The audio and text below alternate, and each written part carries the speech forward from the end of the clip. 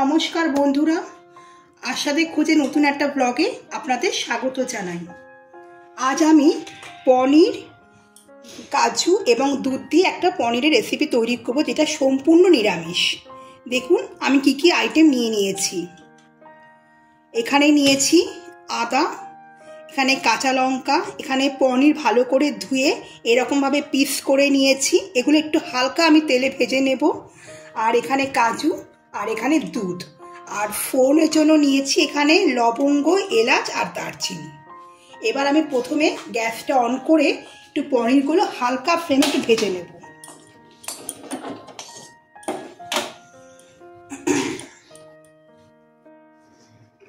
কড়াইটা গরম হয়ে গেছে, আমি এখানে সাদা তেল দিয়ে দিচ্ছি। একটু পনিরগুলোকে ভেজে নেব হালকা করে। আর এই দিকে আমি একটু এই মশলাগুলো পেস্ট করে নেব। এখানে আদা, কাঁচা লঙ্কা, আর এখানে যে কাজু জলে ভিজিয়ে রেখেছিলাম সেই কাজু, আমি এখানে ভাঙ্গা কাজু ইউজ করেছি।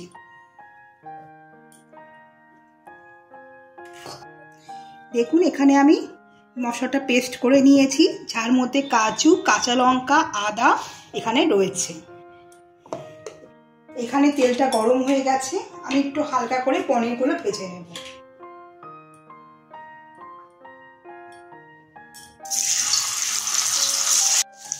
আমার সমস্ত পনিরের টুকরোগুলো ভাজা হয়ে গেছে।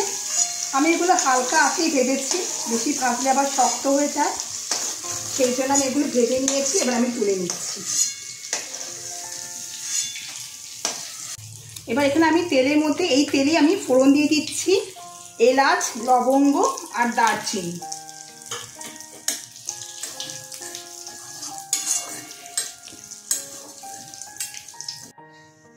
এবার আমি এখানে এই মশলাটা ছেড়ে দিচ্ছি।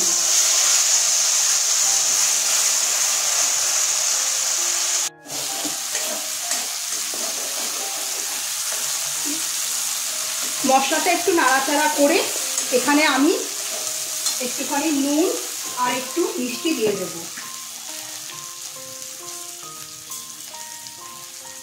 একটু মিষ্টি দিলাম, নুন দিলাম।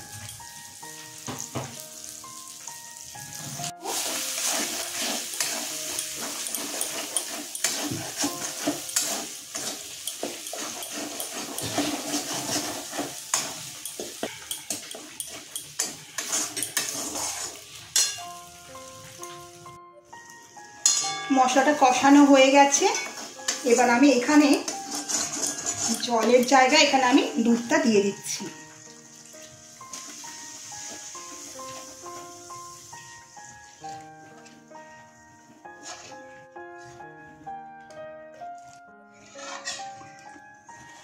এখানে দুধটা আমি দিয়ে দিয়েছি পুরো।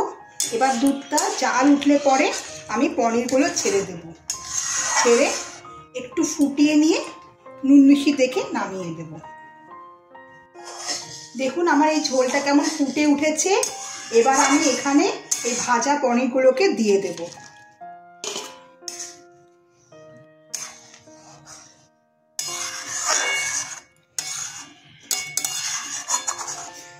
এবার এটা কিছুক্ষণের জন্য একটু ঢেকে দেব।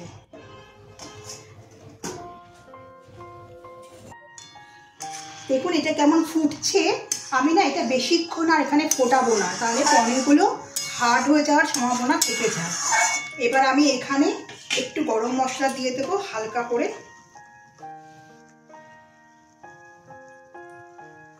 দেখুন এটা কালারটা একটু কেমন ক্রিমি ক্রিমি এসছে।